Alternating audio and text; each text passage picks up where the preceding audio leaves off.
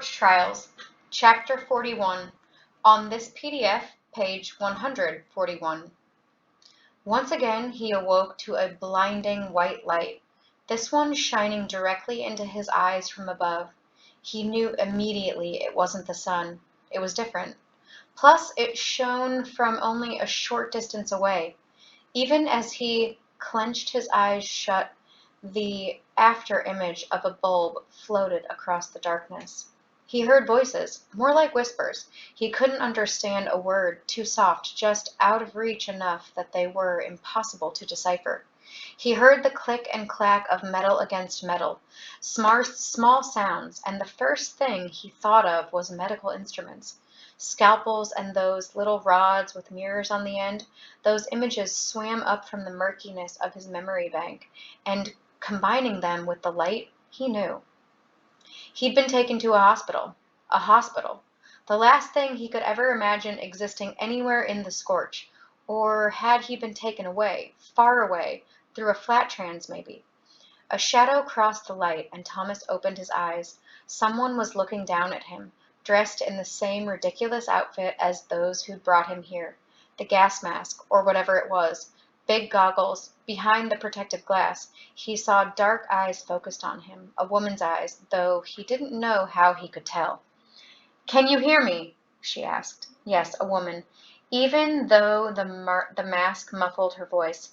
Thomas tried to nod, didn't know if he actually did or not. "This wasn't supposed to happen." She pulled her head back a bit and looked away, which made Thomas think she hadn't meant that comment for him. "How'd a working gun get into the city? You have any idea the amount of rust and gunk must have been on that bullet?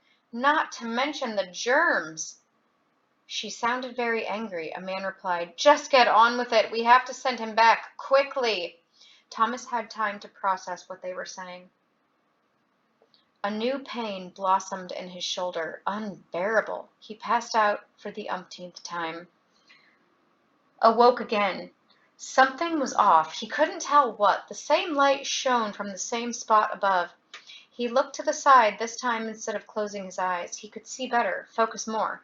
Silver squares of ceiling tile, a steel contraption with all kinds of dials and switches and monitors. None of it made sense.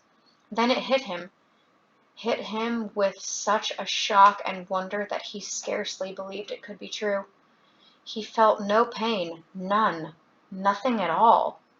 No people stood around him, no crazy green alien suits, no goggles, no one sticking scalpels in his shoulder. He seemed to be alone, and the absence of pain was pure ecstasy. He didn't know it was possible to feel this good. It wasn't. Had to be a drug. He dozed off. He stirred at the sounds of soft voices, though it came through the haze of his drugged stupor. Somehow he knew enough to keep his eyes shut, see if he could learn anything about the people who'd taken him, the people who'd eventually fixed him up and rid his body of the infection. A man was talking. "Are we sure this doesn't screw anything up?"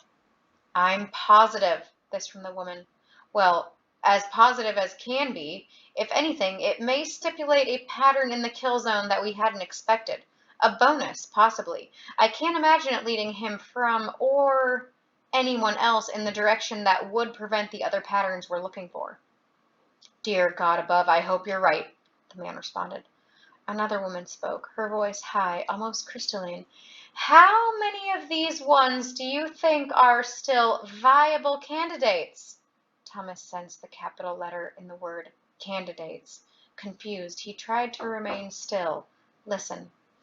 "We're down to 4 or 5, the first woman answered. "Thomas here is by far our greatest hope. He responds really sharply to the variables. Wait, I think I just saw his eyes move." Thomas froze, tried to stare straight ahead into the darkness of his eyelids. It was hard, but he forced himself to breathe evenly, as if asleep. He didn't know exactly what these people were talking about, but he desperately wanted to hear more, knew he needed to hear more. "Who cares if he's listening?" the man asked. He couldn't possibly understand enough to affect his responses one way or the other. It'll do him good to know we made a huge exception to get that infection out of him. That wicked will do what it has to do when necessary. The high-pitched voiced lady again laughed. One of the most pleasant sounds Thomas had ever heard. If you're listening, Thomas, don't get too excited. We're about to dump you right back where we took you from.